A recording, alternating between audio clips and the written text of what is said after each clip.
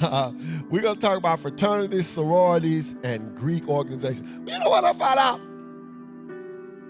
The person who probably knew more about Greek organizations and Greek philosophy than anybody, who? No, the Apostle Paul. The Apostle Paul wrote some Greek philosophy in the scriptures, and we quote them. We quote them, and we shout on them. And he quoted some of the most prominent philosophers and most prominent Greek philosophers of his day. We talking about what's a fraternity? Fraternity is a men's fraternal organization or society formed by a group of people with shared interests, values, or goals, often associated with colleges and universities. That's all it is. People talk about, oh, they got to pledge. They got to pledge. Well, you pledge the allegiance to the flag. But I'm going to get to all that in a minute, too.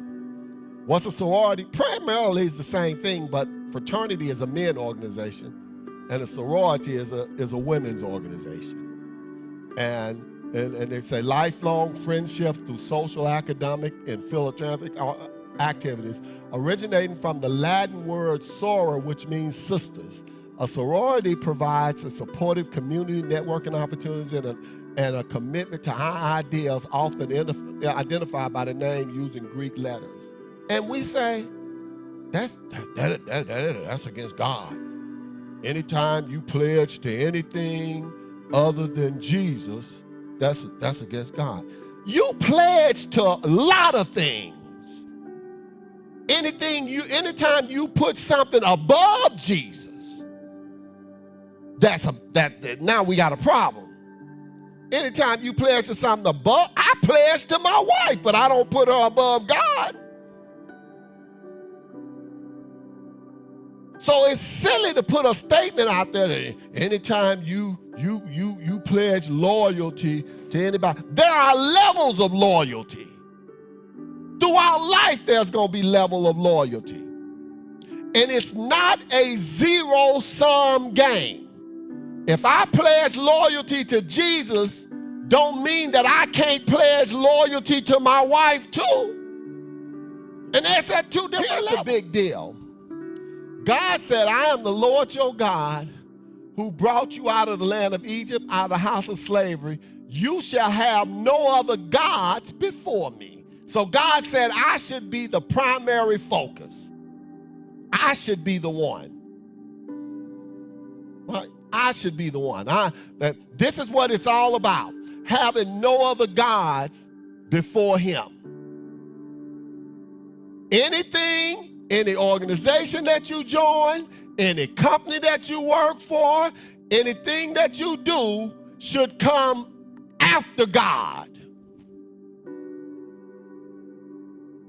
And if the fraternity or the sorority doesn't have any rules and any governance that conflict with God's rules and governments, what's wrong with it? And if it does have rules and governments that conflict with God's rules and governments, all you got to do is say, I'm out of this. Look at this. That's all. Is it Christian? Are they compatible with Christian? Yeah or nay? What?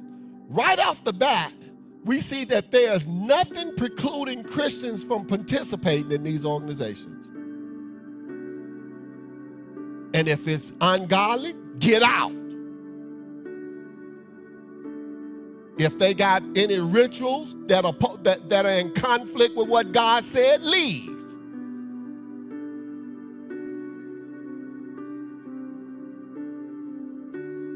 The compatibility of sororities, fraternities, and Christian belief depend on prayerfully discernment of each organization's values and practices against scriptural principles. So I ain't gonna sit here and tell you that because you in a sorority, you going to hell because you pledged to the sorority when you got people pledging to the government, you got people pledging to their jobs, you got people pledging to that. Look, The days of just having a down the line thing over with. You gotta be smart, intelligent enough to rightly divide the word of truth. And the thing that we have to deal here is each organization's values and practices, place it up against the scripture.